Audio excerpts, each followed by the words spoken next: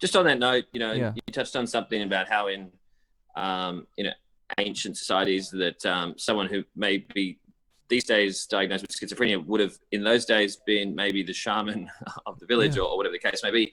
Mm. I tend to believe, and I know a lot of people who have been diagnosed with various illnesses and whatnot, and these are some of the most intelligent and inspirational people that I've met. And, they're very powerful people. My brother was one of these people. I admired him, older brother. Um, he was born almost like in the wrong time at the wrong place to some extent. Mm.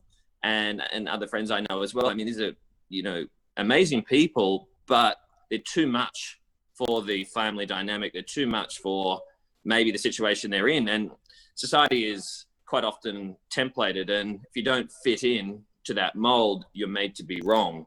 And, Mm. look, I've been told over the years, that I'm oversensitive or whatever, but that sensitivity has helped me in business to detect opportunities where others couldn't see them. It's Absolutely. helped me have empathy for others when others wouldn't.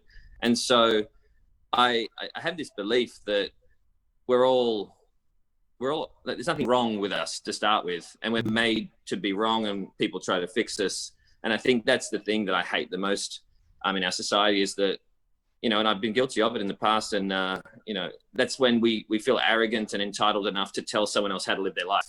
We have no right to do that. And I think society tells us how to live our life quite often. And if we don't fit into that, well, tough luck. And so that's when the coping mechanisms kick in, and we're labeled, and, we're basically, people are trying to fix us to perform within what makes them feel comfortable. And this quite often starts in a family dynamic.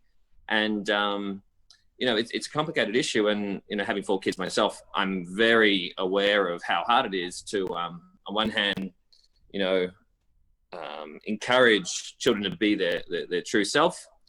But on the other hand, you're also trying to be responsible and this, that, and the other.